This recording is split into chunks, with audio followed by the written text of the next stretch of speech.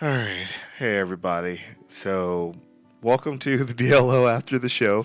I made a quick post right after we were done recording the episode you're about to listen to, and I want to apologize because, unlike now with my camera actually rolling, which I'll laugh if it's not rolling right now, but with the camera actually recording right now, I hit record and I saw the video start recording. I walked over, sat down, we did the entire episode. I get up, go around the corner, and oh look, the phone is off, which I record on my phone right now. We're gonna be switching to an actual camera here probably next episode, but I'm looking and it's off. I mean, it's powered on, but it's not recording a thing. So the following episode, unfortunately, does not have a visual element of us. And it was such a good episode. There was a lot of goodness there. So if you ever hear us say hashtag, I'm going like this. Yes, yeah, okay, Just yeah. like all the youngins. Yeah, just like the youngins. Whenever we mention the hashtag for this episode, that was one of the visual elements to it. And how I like this. When we said Happy Thanksgiving, because I'm Canadian and I miss Canada and we're not celebrating. Well, we're not having Thanksgiving dinner down here because I'm sick. Anyways. We'll explain. That gets explained at the end of this episode. So again, we wanted to throw in a really quick intro and apologize, and I promise it will not happen next episode. We're going to double and triple, even if we have to put a mirror behind whatever we're shooting with. Just to make sure that the video is actually rolling. So thank you guys again, and enjoy the show.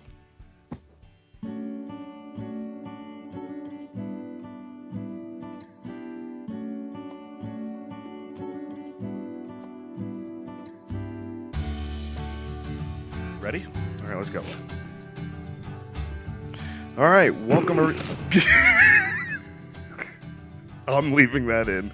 Welcome, everyone, to another episode of DLO After the Show. I'm host number one. Well, no, I'll go host number two. I'm Kenny. Natasha. Sorry. I have a cold that I'm still recovering from. I lost my voice for five days, and it's still a little croaky and, well, yeah.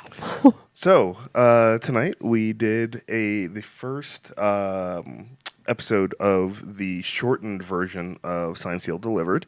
Was it weekly? Yeah, this was back when it was weekly, and the show was only about 45 minutes long, and this episode was titled "Time to Start Livin'." And it's a really, really, really good episode. Again, this was the show right after the pilot.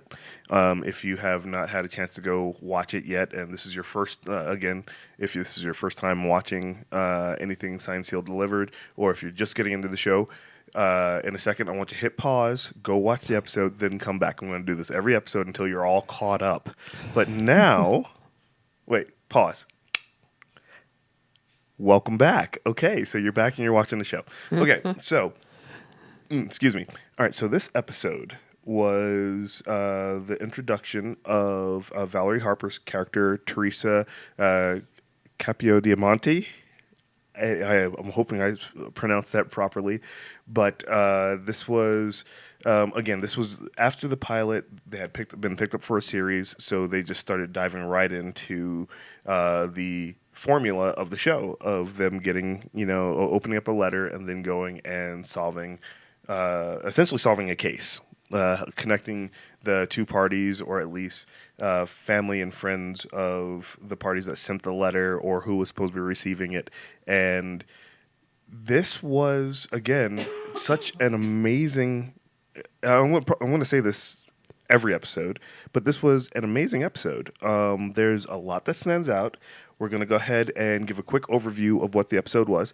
The show starts out with a little boy getting on his bike at night and riding to a mailbox and dropping off a letter. Well, after writing a letter, they do a little sequence, drops it in the mailbox, and then his parents are freaking out because he's out of his bed. And, it looks like a nice, quiet neighborhood. So I'm not sure exactly why. Well, I mean, any parent would freak out if their kid wasn't in bed when they're supposed to be. Yeah. But, the kid gets home, they're like, what were you doing outside? They were really, really freaking out that he was outside. And then it goes right into the introduction of Valerie's character, who is her name in this episode. Teresa, and she knew Oliver's grandfather, and she's a recipient of many awards and accolades in the postal system, and she is she's their new supervisor, and she's observing them working. So did she replace the terrible woman? Yeah, and you know what? Honestly, just from knowing how TV and test audiences work, I don't think anyone really liked the character of Andrea, and they're like, yeah, let's kind of just get her gone out of the series, and let's just kind of really deal with the core characters. I felt like the abrasiveness of her character didn't work well with the show at everything all. else. Yeah, it really did. It was jarring. Anytime she came on screen, to me, it was like a record scratch in a movie where it's like everything's going along, all of a sudden she's, and it's just, okay, now let's get back. Now, granted, that's not a knock at the actress. That means she did her job really well. She absolutely acted it very well. But I think for the flow of the show, it was out of place. Mm-hmm. So, it's after Teresa wants them to open up the letter and observe them working, and they open up and they find the letter from the little boy, and he is reaching out to his grandma, and he's saying that he misses her and he thinks that she's right down the street, and he's going to ride his bike, and they look at when it was the letter was sent, and based on some of the stuff that was written in the letter, the kid was going to sneak out and essentially run away from home the night that they opened up the letter, because it was going to be her birthday the next morning, and he wanted banana pancakes with her. Yes. Now, once they, again, just really quick plot point or plot overview. Once they go to, they find out some stuff in the letter. They go to the retirement home where the grandmother is, and they're trying to figure out which woman, elderly woman, is the grandmother, which we'll get into that scene here in a little bit. And they're just trying to reconnect them, and then of course they find out that there's something a little bit more dire, a little bit more serious. So let's go ahead and we're going to go ahead and just dive into some of these points, because we like to take notes throughout the episode. He takes notes. I look at his notes. She looks at my notes. No, to start off the whole thing, when they go to the retirement home, and he looks at the woman and says, "Do you have anyone who goes by the name of Grandma?" Yeah, that's like the entire building. The funny part was, though, in the end, it didn't end up being, because, like, I guess that's true. So in my family, I had two grandmas. I had grandma on my mom's side and grandma on my dad's side. And that's what we called them. That's just who they were. Mm-hmm. But on your side of the family, once you and I had kids and they started, they would try to say grandma for his grandma.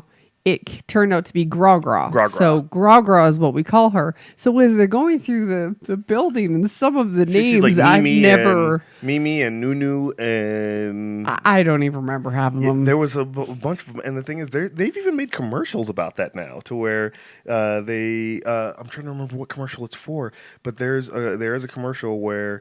or maybe it was a comedy sketch, but it was like a grandmother having to pick what her grandmother name was, and there's like other grandmothers there, and she's like, "Oh well, I go by Mimi," and so she's having to figure it out, and then she tells the kids that that's what they call her. So I want to start really quick with the interactions at the very beginning between Teresa and the Postables, where she is talking to Rita, and she calls her Rita Hayworth at first, and she's like, "No, it's Haywith." She which I might add, just I just genuinely didn't know that. I thought it was Rita Hayworth too. And then she's talking to Norman, and she's like, and I think it's funny how she was just like, Norman Dorman. Okay, and she kind of moves on, but then she starts talking to Oliver and talking about how she knew his grandfather, and then she's like, "You have his hands." And something that I'm going to say this probably a couple times throughout this episode. Signed, Sealed, Delivered does an amazing job with background body movements, and there's character development without them saying anything. If in that scene at the very beginning when she's finally talking to Shane, which while she's talking to everyone else, by the way, while Teresa is talking to everyone else, Shane, there's a scene where they focus on Kristin Booth, and Shane is kind of just looking her up and down like, I can't believe these people are this crazy about dead letters. This is insane. And she just has this knowing look on her face. But there's a part where she's talking to Shane, and they have Oliver in the background blurred out, and it's him and Norman, and Oliver is just looking at his hands like, I guess I have my grandfather's hands. Okay. No, not okay. No, that was a, oh my God, I've got my grandfather's hands. True. Because he looks up to him Yes. because he wants to be that male person like his grandfather was. Yeah, he wants to elevate to that level. Yep. You know, I mean that was one of his heroes. So it's just like that was like a major compliment. It's like, oh, I have his hands, because she put a really, really big emphasis on it. So while they're doing this, though, and they're discussing, everything that's going on, and then they realize that they're going to be doing another field assignment, because at first Teresa was like, all right, go ahead and send it off. It's going to Grandma, and he's like, wait a minute, we don't know it's Grandma. So they did a little bit more investigating. Oliver took out his toolkit again, or his set of blades, letter openers, and had her open it, and they do the investigation. They realize that they need to go out into the field, and this brings one of my favorite points of this episode is when Norman's like, I need my field kit. So he goes and grabs his suitcase and he opens it up, and at first Tash said something that was we actually rewound it because it looked like Norman had 4 sticks of dynamite, and Tash just goes, why does Norman have dynamite? And I was like, wait, what? And I rewind a little bit, and I realized, they were road flares, but they really look like dynamite. And I'm like, what does a postal guy, A, need dynamite for it, and B, why does he have it in the post office? Why is he handling it so carelessly? So, but another little funny tidbit from that is right after he loads it up, and Shane and Rita are looking over the lids. They're like, so why do you have it? He's like, well, we're going to be going out into the field, so, we need to be prepared. I love Kristin Booth's little remark to him. Wait, before they do that, what you're going to say. Something about like, why you're supposed to remember these things. Something about, yeah, because Grandma is really going to get, or for when Grandma gets out of hand or something like that. Yes, and goes rogue. Yeah, when Grandma goes rogue. And Norman goes, exactly. He's like, yeah, well, you never know. So right when he does that, he has his sunglasses on, and he slams the lid down, and... Okay, first of all, the change in him from when he's packing the suitcase and being his awkward self to when he closes the lid and he has the sunglasses on. It's a Clark Kent moment. It is. It's amazing. Yes, it's Geoff does who plays Norman. He does an amazing switch from Christopher Reeve Clark Kent to confident Blues Brothers. I mean, it's like he throws the glasses on and he's a completely and totally different person. He's confident. He's in his element. He's ready to go. And right as he does that and starts walking off all confident, do you want to take this one? He didn't notice it at first, so he rewound it so I could show him. But it's Kristin Booth and Crystal Lowe standing here, and he walks this way, and you can just see them, and you can see Rita go like a, oh my gosh. It's a, well, I never, I mean, that was I mean, again, showing from the pilot, the signals that went right over my head during the pilot, you're really seeing just how much Rita really was, I wouldn't say infatuated, but was really enthralled. Infatuated is not the right word, but more so just enamored. That's the word I'm looking for. She was enamored with Norman, and when he did that, it was just like a My hero. I think that's one of the things that I love about this series is because not when, but the undercurrents of emotions or feeling towards each other, it's never in your face. Right. It's always accentuated with facial expressions or little quips or little smiles or what it's something that you learn to look for. Mm-hmm. But it's not annoying, it's not dumb, it's not sappy. It's so adorable. It really, really is. It really, really is. On all fronts. So that was, and then they go to but really quick, big kudos to Crystal Lowe for that moment. That was a very, very, that was incredibly well acted with someone that's just like exactly. He's so dreamy. Exactly. So they get to the retirement home, which is one of the most fancy retirement homes I've ever seen. And I've done IT work in retirement homes. They don't look like that. So I don't know whether or not this is what it's like in this is Chicago, right? Denver. I think it's based in Denver, right? I'm totally losing my Postables cred here. Oh, I'm sorry. I misunderstood what you're saying. Yes. Okay. And then they have to go to Fort Collins. Fort Collins, yeah. So maybe that's how they do things in Fort Collins, but I've never seen... No, the kids in Fort Collins. But... Oh, because they're 30 miles away. Yeah. Right, 30 miles away. Okay, so I know we just rewatched the episode. Trust me, I don't know why I just did that. Sorry, I did not mean to scare you. So they go in and this is another funny sequence where they're now trying to track down Grandma. And because there's no name on the letter, obviously there's no... The only thing that they said was the kid said, you have to call me Owen now. So they're going through and they're looking for Grandma with all of these elderly women that are either doing Tai Chi or they're painting.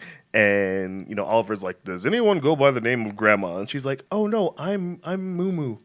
And he's like, oh. So when they finally reconvene, they're like, yeah, I've met 5 Moo-Moos, 3 Mimis, 2 BBs, and, they're naming off all the other ones. But there's a really sweet moment with Norman.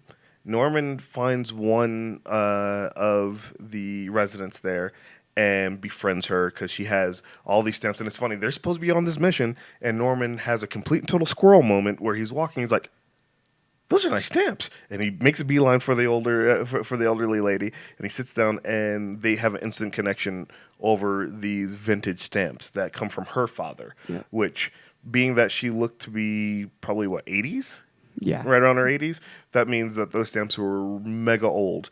And so while Norman was preoccupied with that, they're still on the mission to try to find what was the name of the grandmother?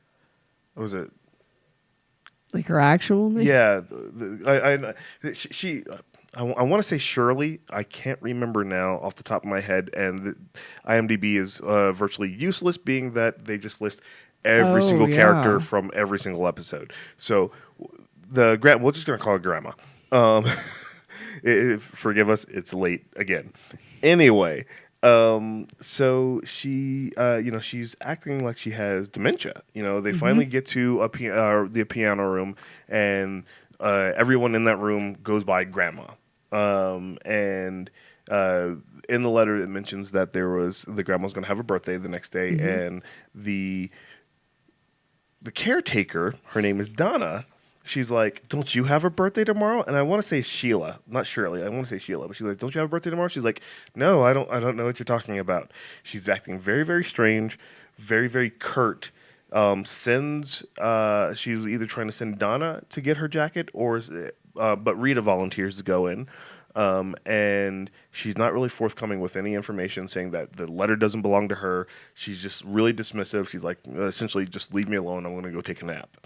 So once they feel like they've kind of hit that brick wall, they go back to the mailbox grill with Valerie Harper's character Teresa, which this is the first introduction of the mailbox grill. The postal bar is gone. I don't think we ever see the postal bar ever again. I mean, still feel like we do. We might, I don't know but why. so far I'm just going to call it the orphan bar because it is gone. But they end up back there and they're discussing it. They're feeling a little disheartened, but then they start putting all the pieces together with all the different individual things that they learned and heard. And Valerie's watching them, all piece it all together. And they're like, wait a second, this is they didn't want Donna to be there, or she didn't want Donna to be there. Mm-hmm. And Rita's like, that was one of my favorite parts. Rita just goes nuts. She just goes, spoons. Just really, really excited. She is so excited. And they decide that it's time to go back, do a little bit more research, see whether or not they can get some information, keep Donna distracted, and find out. It's not Shirley. Shirley is the kleptomaniac. Shirley is the kleptomaniac. Okay, so yeah, there you go. Thank you for reminding me of that. Mm-hmm. There are a few things that we'll get into about the retirement home. Some nice little funny things toward the end but thank you for reminding me of that.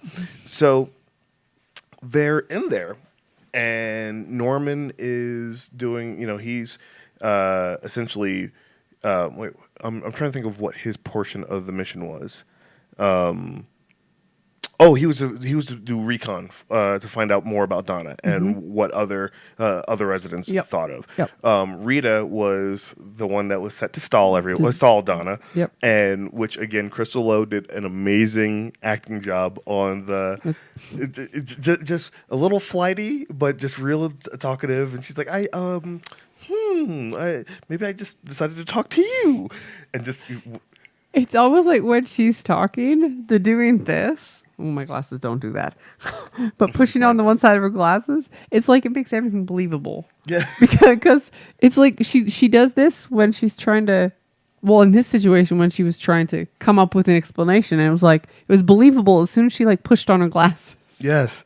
And, Donna had to sit there and listen. And then Oliver and Shane went to the room, to Grandma's room to try to figure out something. And that's when Grandma shows up and explains that the kid and his parents, her kids and grandkid, they are in witness protection because the little kid witnessed a crime. So with that, obviously now they realize that, and that's when Shane pulls out her trusty laptop. I really don't want to know what her mobile hotspot bill is like, but between her, I just realized they block everything off on every device except for in that episode when they're in the car and she hands the tablet back. It's an iPad. It's an iPad. Oh yeah, they didn't cover it up. Interesting. Hopefully we just didn't get the production in trouble or fined. But that being said, though, she pulls it up and realizes that Donna was an accomplice in the crime that the kid witnessed. So which was by Kingpin. Yeah, by drug kingpin. They want the kid dead. Yeah, which if you think about it, is kind of dark for the show. Well, yeah.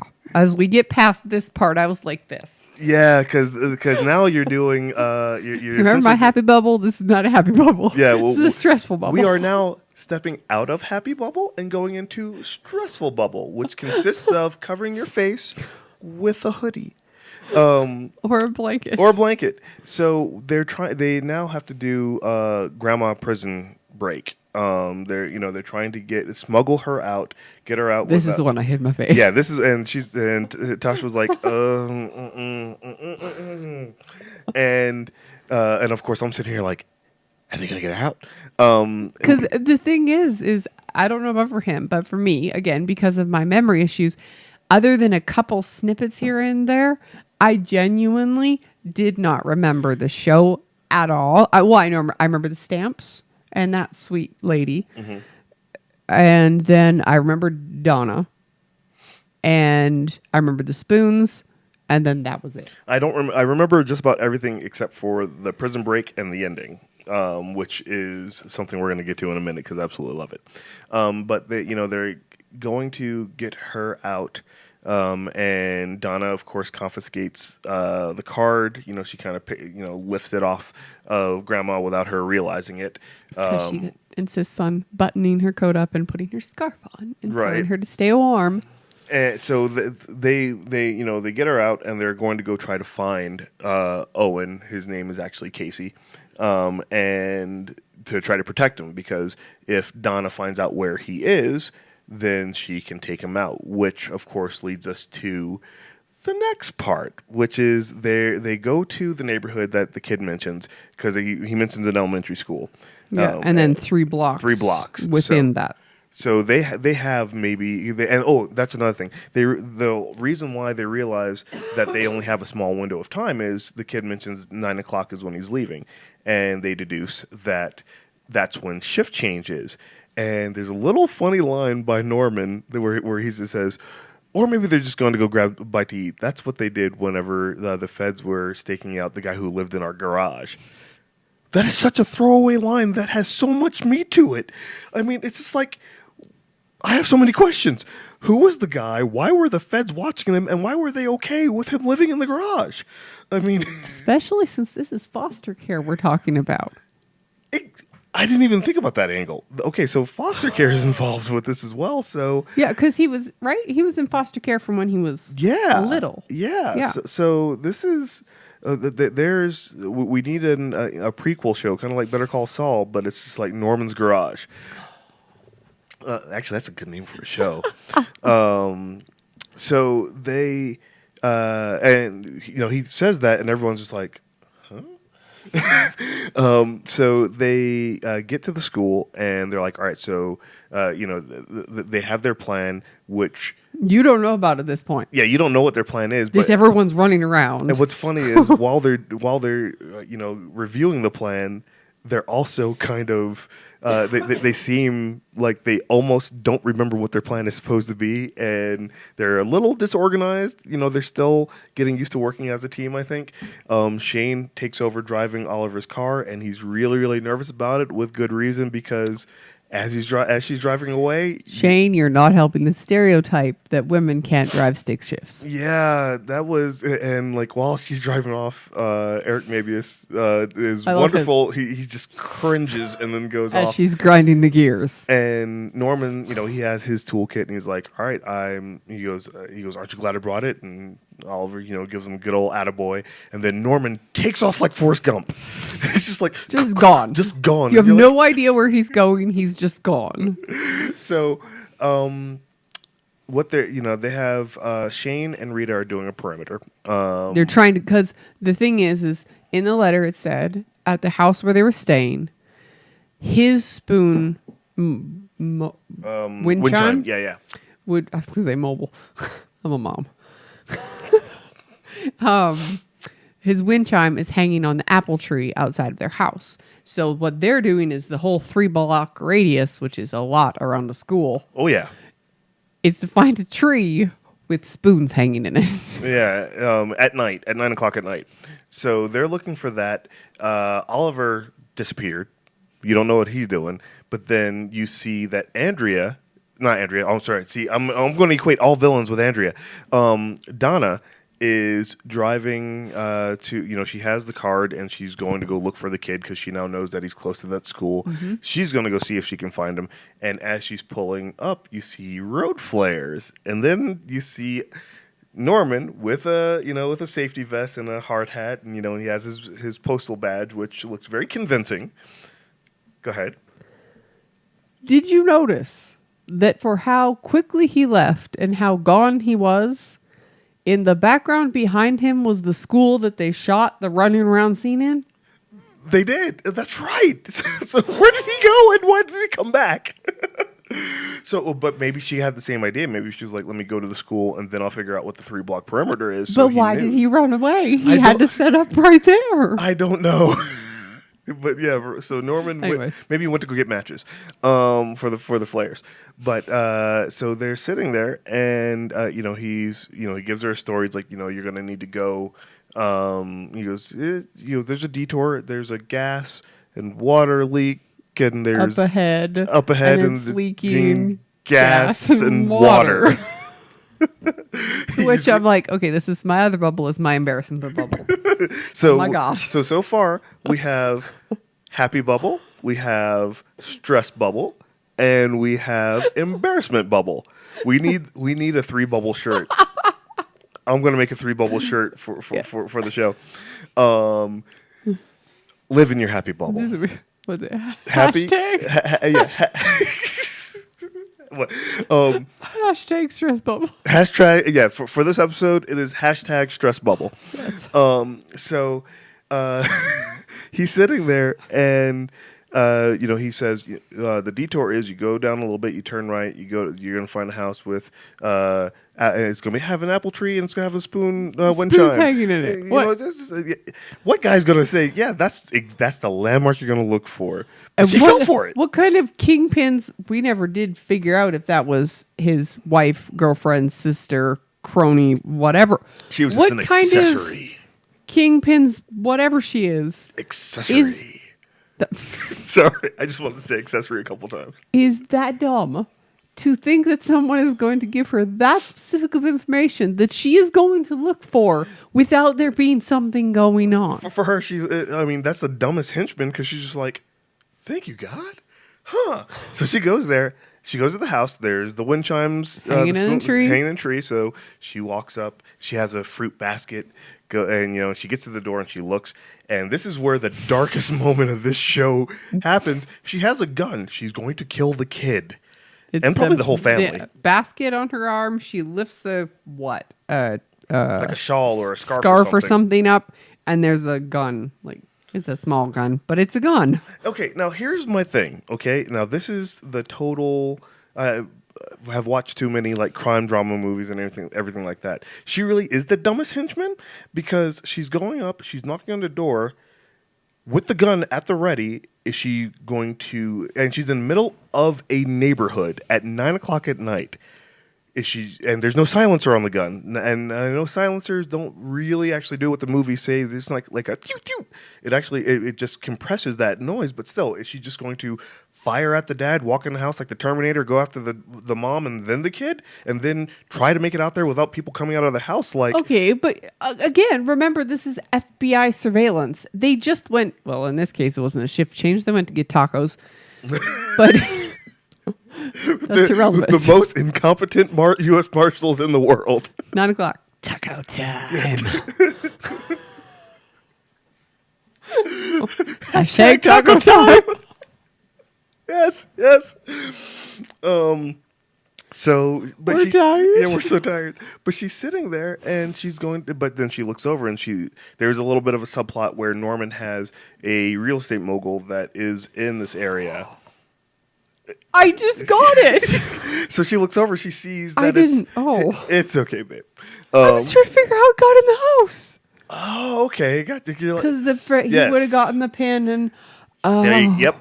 So she looks over. She sees that there's a sign there, and then she looks through the window, and there's no furniture. And I'm thinking to myself, I'm like, wouldn't you have seen that when you walked up to the door first time? And all the lights are on. Yes. So she really is the dumbest henchman ever. I'm surprised that she was able to actually put her clothes on in the morning with how obvious those things were. But so she had to put a wig on. More complicated. Exactly. So she's looking and she realizes that, oh, wait a minute, this isn't the right thing. So she starts to hightail it out. She's going and she drops the basket. The gun goes. Doesn't she trip? No, she doesn't trip because she realizes that it's not the right house. She goes to go leave, and I guess the basket maybe hit something and it fell down because she was still standing up. But I thought she stumbled in the heels, and that's why he made the heel comment. Maybe because Oliver steps out of the house. Yes. And that's where Oliver has been hiding, and this goes to show that I didn't remember this part of the show because. For someone who is so calm and collected as Oliver is, for someone who's so prim and proper and doesn't want to break the rules, and he's sitting there staring at a gun on the ground, spoilers, gun on the ground, and Donna, that's not her real name, it's an alias, and she's obviously there to kill some people, and he's acting all cool, like he's got the upper hand, which he does. Because again, spoilers. He's sitting there, and he's making. Just don't watch the show before you watch anything, because it'll be a spoiler. Yeah, well. So he's sitting there and he's talking, and he's like, he goes, I guess you're wondering whether or not you should go for the gun. It's closer to me. You're in heels. You might stumble and fall. And I don't think you should go for it. Yeah, he goes, or say something like that. He's like, I don't think you should go for it. And she's like, and why is that? And he's like, and what was the line? He goes, especially since we're expecting company. And all of a sudden you see the red and blue. I have never, and I don't recall Oliver seeming more triumphant in himself and more proud of himself than that very moment. And that and like excited, or like excited is that the word? He was giddy. He was energetic. He was just like, yes. Like, I did it. I pulled it off. And the cop come. They arrest her because she tries to hightail it in heels. Not gonna work. And then the little boy, he rides up on his bike and he's like, "What's going on here?" And then of course Shane and Rita pull up with the grandmother. Squealing tires. Yeah. Poor car. Yeah, poor Jag. So she, the kids reunited. The henchman is arrested. Everything's all right with the world.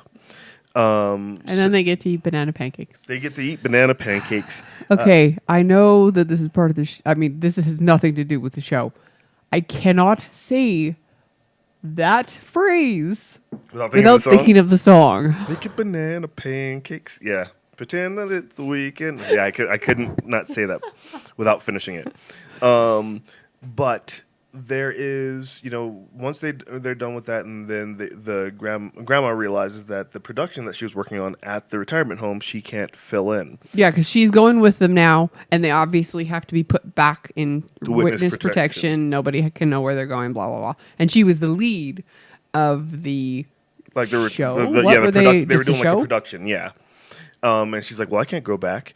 And they remember from early in the episode.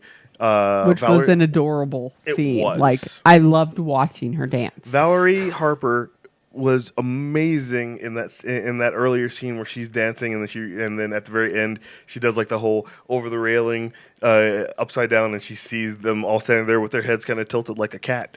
And she's like, oh boy. So they suggest that she does it because she always wanted to be able to go to Broadway, but she had never made it there. So this was like her moment. And she's, this is the end of the episode. You have the postables there. Valerie's on stage and she's doing her number, which watching her dance and sing is just, it's warm. Did you hear the one line in the song? What? Wait, something about when you go to take a bite and your teeth come out. Well, yeah. So I mean, it was it was very self-aware. It was just adorable. It was. And then the two ladies dancing, who literally, I don't know who they are or how old they are, but they looked like they were having the time of their lives. And I'm pretty sure they were twins. I have to agree with you. They looked a lot alike. When they first came out, I didn't think they did, but then the more they were dancing, especially towards the end, unless it was a different person towards the end, they looked like identical. So, but this was the part that really kind of just hit you. The lady that Norman spoke to earlier in the show that had the stamps and whatnot, she tried to give them to him at one point, and he goes, no, I'll come back and visit, and we'll look through them again. Well, she wanted to give them to him. He said no really forcefully, and he could see that she was taken aback by it. Mm-hmm. And so he said, I'll come back and see you. And she was like, and there was foreshadowing. That. Yes. Here. So they're standing there, and he even says, has anyone seen her? It's not Shirley, but it's the other lady. But she goes, has anyone seen her? And then they cut really quick to Valerie dancing and whatnot. But then right at the end of the song, a nurse. It's a side shot. Yeah, and a nurse comes up. Oliver. My brain stopped working. Norman, Oliver, Shane, and it gets more blurry, obviously, as it gets closer. And the nurse comes here, and you see a side shot of her leaning over and whispering. And then handing him the 2 notebooks that have the stamps in it. And then it shows it out. And the note says, in case I'm gone when he comes back. It said, for Norman Dorman. Yeah. And the facial expression on Norman's face. His facial expression's like... It's like someone. It's like he was on the screen. He looked at you with the facial expression and threw a dagger right at your heart, and it came right out of the screen. It's because it's like it was like crushing. Yep. And I mean, got a big round of applause for Geoff for every episode so far. I mean, again, as much as I can remember from every other episode that we've we've watched every episode. It's going to be interesting now, though, going back, because we've only ever watched everything once. It was right before I got sick, and then we just watched through, and then we lost a bunch of time, and we got really behind, and we've done that twice. Yeah, we binge watched a lot. So now going back and rewatching, knowing, well, I guess I don't technically know the storyline, but it's almost like my brain sort of remembers, so I can pay attention to what's going on in the background, right? And the little you see the little quirks and whatnot. Yeah. So no, you're fine. So watching his facial expression, it was it was just crushing because he was heartbroken that this new friend that he made that had such a connection with. And on that note, as the show goes on, you learn that he's never had connections with anyone. Really? Yeah. So even with his grandmother. So connections are very important for Norman. Yep. Having that real. Yeah, that was instant. Like instantly. Like really instantly, like when he had a squirrel moment, it was instant. Yeah, it was like someone liked stamps as much. And you find out a little bit about his backstory with the post offices. That's where Oliver met him. He was selling stamps. And he was like, Oliver saw something in him, brought him in on the team. But, Geoff, again, he can say, I wrote this as one of my notes, he can say a million things with one expression. I totally agree. So. But that face, that sad face, that he does throughout all of the shows when something touches his heart is like you feel it. You get teary just thinking about it. Yeah, you want to just go, come on, man, I'll give you a hug. And then if he cries, like he did right after that. Yeah, because I mean he's just sitting there and it's just it's so sad, but it's so good. So, and that's how the episode closes. And scene. So it's a roller coaster in 45 minutes, but it's it's again the writing. It's buttoned in. They got that in nice, high and tight. With getting the entire storyline, from start to finish, closed. There were no gaps. There were no questions of. Go ahead. There was. Everything was again. The whole storyline was buttoned up. And again, you didn't necessarily know who was the good or bad guy, or if there even was a bad guy, or where it was even headed. Right. And that's what I love about this show. Absolutely. So a few things of note. Let's see. That's more than a few. Well, that's not all. It's not all of them. One thing I really do like was there was a character I kept mentioning her erroneously. Shirley, the kleptomaniac. Okay, so there was a character in the this retirement is where home. the behind the what's it called? Like, not the foreground is what? Foreground background. Foreground is the main shot. Background. Yeah. Is that? Yeah, I feel like that's not the right word. Yeah. Well, it's essentially just the background shot. Yeah, the background shot. Yeah. So this is where the whole background shot came in, right after this or during the end of this scene. So yes, there is a scene where Rita's like, and I met. Shane says she met someone who, she was really really nice, but she'd been listing off all these grandma names, and then she said, "Oh, and Shirley." And Rita's like, "Oh, I know Shirley. Sweet old lady. She likes to steal things. Oh, by the way, I think she took your tablet." And Shane's like, "Wait, what?" And she's right behind Shane, and I guess she may have heard. So Shane comes up to her and she's like, "So wait, just before you say that part, because they need to know this for it to the what you're about to say to make sense." Rita says that she Oh, right. What? No, believes in aliens. No, no. What She said she steals things and she talks to aliens, kind of like my mother, or she reminds me of my mother. I don't feel like that's the right. That is. I actually wrote that down. She says Rita talked to. She said. Talking to extraterrestrials and stealing. Okay, yeah. She was talking to extraterrestrials and stealing things. She goes, kind of reminds me of my mother, which was the first mention of her mother. Of her mother. Yep. And so Shane goes over and starts talking to the lady, and she's like, I think you might have my tablet. She goes, oh, I was just checking it for prime numbers. And Shane's response... without missing a beat. Without missing a beat. And again, you have Rita and Oliver blurred out in the background. Over this shoulder. Shane leans in and she goes, don't worry. I checked them earlier today. They're all random. And in the background, Oliver goes. Yeah, right as she says that, Oliver just goes... you just see him put his head in his hands like, and the thing is, I don't even know if he knew what she was saying. He just saw her whispering and was like, what is she doing? He knew. He knew. But the thing is, the lady, she knew exactly what to say to the lady because she was like, oh, good. Yeah, and the lady, yep. Everything's good. They aren't prime numbers. Again, another one. We mentioned this earlier that this was the introduction to the mailbox grill. There was also, the kid. They kind of threw in one of those tropes where the kid was like, I'm going to sneak out. I'm going to use a teddy bear as a stand-in for me. It was I call it the old bear in the bed trick. If my kid was ever covered up that much so I can see his head. Our 11-year-old, he sleeps under like 7 blankets, and yeah, but there's still space between the blanket just and the pillow. I don't understand why he sleeps with 7 blankets, including in the summer. Literally, I don't understand. Doesn't make any sense.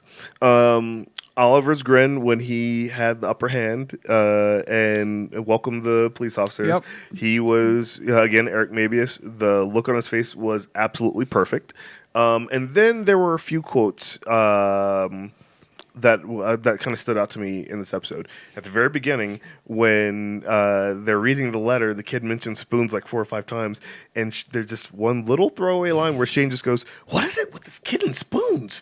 And then she goes back to her laptop. And it's her typical exasperated voice that she does whenever she doesn't have time for something or is get to the point already. I'm on my computer. I need to find something. What the heck? She's one thing I will say is showing the difference between Oliver's old school way of doing things and Shane's way of doing things.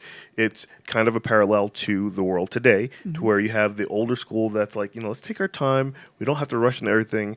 And then the computer generation is like, need it now. I need it now. Come on, let's go. Yep. We got to move fast. Yep. So Shane had that little bit of an irritation, like, oh, come on, let's get to the point.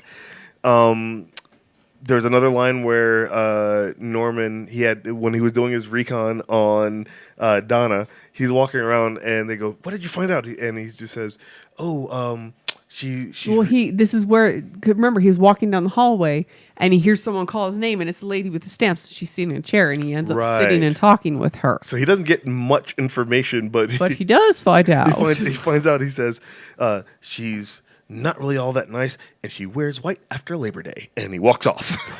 It's just like, and Shane looks like, what does that have to do with anything? There was one line also that made me very, very happy because I personally feel that it was foreshadowing. Right as Shane's about to leave, Oliver looks down at her and just says, "Don't forget to call."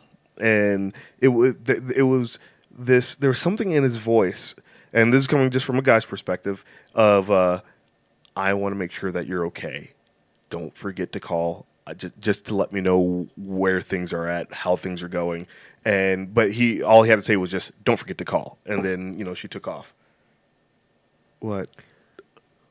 Uh-oh. I took that totally differently. Did you? I didn't even think of that. How did you take it? Because they had to call the tip line to get the cops there. Right. And I thought that was him being very serious. Don't pull a Shane. Don't call the cops so that I'm not at the wrong end of a gun. That's a very good. Okay, so I mean, maybe maybe it was left ambiguous. Possibly, because because no one knew, until the end of the episode that's what he was talking about. Yep.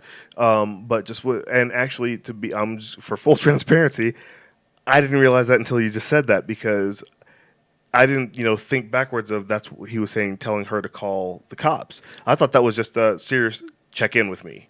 Well, because remember, right after she says that, it's Rita running around the car on the phone saying, "Hello, whoever Right, tip line, yes. I have some really important information that you're going to want." That's a very good point. Where they left it. So maybe it was just double meaning, or maybe that I'm hopeful, and I'm a hopeless romantic. I think that might be something, and it's not that I'm not a hopeless romantic. I didn't say that you're not, but I'm just, oh boy, I'm in trouble. Anyways. I'm not in trouble. No, I'm wondering if it is something that they did leave ambiguous. Open-ended. So you could take it either way. Yeah. So if you're not a hopeless romantic, it doesn't necessarily speak to you. If you are, then you picked up on it. Ta-da. That's very. Or even if you are. I know you're a hopeless romantic. No, it's just interesting. It's interesting how different people can pick up on different things. Oh, yeah, absolutely. And I think what we're going to do is, because this show has a lot of one-liners, this show has a lot of Oliverisms, Normanisms. Each person has an ism. You got Rita-isms, you got Shane's as well. Does Shane have any yet? I don't think she does yet. Well, there's a couple of things that there's a couple. I would say more so along the lines. I thought you wrote one down here. Did I write one for? Oh no, that's another Oliver one as well. But and then Happy Day, that was Oliver's. Are you sure there? Yeah, I don't know. Well, what we're going to do is with this episode, or with each episode, we're going to pick essentially a line of the show. Which line was the best? And in my opinion, I'll see if she agrees with me. We were talking about it briefly, but is when Oliver says, when Oliver is very triumphant, has his moment and says, especially when we're expecting company, the look on his face and the intonation, everything. I totally agree. And what I'm going to do is I'm actually going to take a still of that moment and I'm going to put it over this part of the video on YouTube. So because the look on his face, he just has like this, like almost like a non-crazy Joker grin. I mean, he's just like, he can't smile any harder. And he's, he has his hand out. He's just, maybe it was one part triumphant, one part, oh, thank God I didn't get shot. But, he had his moment. And I think for Time to Start Livin', Oliver gets the quote of the show. I totally agree. So that is our recap of Time to Start Livin'. We will continue on with the next episode here, hopefully this weekend coming up. But if not, it'll be the weekend after. We'll get to it soon. I do know. Oh, one thing I want to say is, and I should have it released, by end of day Monday, which is Canadian Thanksgiving. So happy Thanksgiving to you, and then happy Thanksgiving to, I know, Crystal Lowe is Canadian. I know that Kristin Booth is Canadian, so happy Thanksgiving to you guys as well. And any of our Canadian viewers and listeners, happy Thanksgiving. And if this doesn't make it out till Tuesday, I'm sorry, but happy belated Thanksgiving. So, and enjoy food for me. Yes, because if you guys, and maybe we'll do like a separate update for, we'll have like little interstitial videos and whatnot. But we explained, I think, in the first episode, Natasha has a chronic illness that we're still trying to hammer out which one it is. And we have a couple they are. Or they are. I like to, because you have to have humor with everything. I like to say that she's playing illness bingo, because she gets like every symptom. And we're going to a couple specialists this month. So because right now she really can't eat anything. I have been unable to eat since July 28th, my son's birthday. And it is now October 7th. So it's been a while. So I mean, if it's like this, come American Thanksgiving and Christmas and we'll still do that. But I'm also tired from not being able to eat. So it's very there's a lot of fatigue that comes along with that. So enjoy Thanksgiving. Yes. Yes. Enjoy Thanksgiving. And give Canada a hug for me. Yes, I'm please. not there. And then we will be ready with another show here soon. We're also going to get started on our sister show, Hot Chocolate and Snowflakes, which is all about Christmas movies, especially as we're getting close to the season. We have what you counted out. Let's see. What are you looking at? No, go ahead. Talk. I think we have maybe 40 or 50 that she found today alone. That doesn't even include the 36 movies that Hallmark is releasing this year. So we have. So he wasn't even paying attention. Yes, I was. No, he wasn't. Kinda. So I have a tab of movies that we've watched and love. Oh, right. Okay, yes. I think that list is at 49. I also have a tab of, for some reason, Hallmark. Well, I guess last year was rough. We only watched maybe 5. Yeah. Because I was really sick last Christmas. We had company. Did you have company last Christmas? No. No. It was Christmas before. No, I was just really sick. And on that, and that includes a couple of old black and whites that we've never watched that we've been told to watch.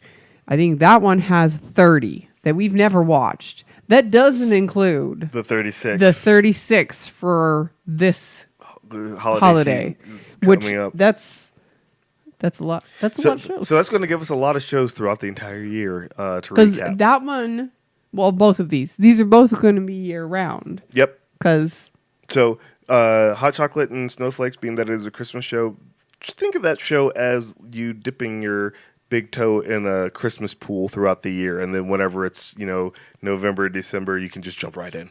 Yeah, because we set up our tree in 4 weeks. I just had to look. Yes, 4 weeks. We'll explain that later. But anyway, so be on the lookout for that. And thank you guys so much for all of the reviews. Hashtag don't forget, stress bubble. Hashtag stress bubble. But don't forget to share the video out. If you can give us a couple of likes, maybe subscribe on YouTube, because I found out that the majority of our viewers and listeners watch on YouTube. Which I still think is funny. We're like, we're doing a podcast. That's also a webcast. And the webcast is what most people watch. Yeah. So which is fine. Yeah, totally fine. Hi. So if you guys are watching this on YouTube, please hit the like button. Share it out as well, and also subscribe so that way you can get notifications of whenever there's a new episode that comes out, or any of the other videos that we put out on the channel. Always family friendly, always geared at being happy, because there's a lot of not happy. There's a lot of stress happy bubble. There's a happy bubble. Oh yeah. So subscribe for the happy bubble, and leave the stress bubble out there, as well as the embarrassment bubble. Unless I start making silly voices like this while I'm talking and I get all high pitched, and that's when it goes into the embarrassment bubble. We could move that one in. It's kind of just like a Venn diagram of bubbles. And I'm right in the middle. Okay, we're done. Thank you guys so much for watching. Part of math and English I didn't want to remember. What, Venn diagrams? Yes. That's the overlapping circle thing. Mm-hmm. Yep. I'm old. I didn't have those in school. I pulled that out of nowhere. So thank you guys again for watching DLO After the Show, and we will talk to you guys on the next one. Bye.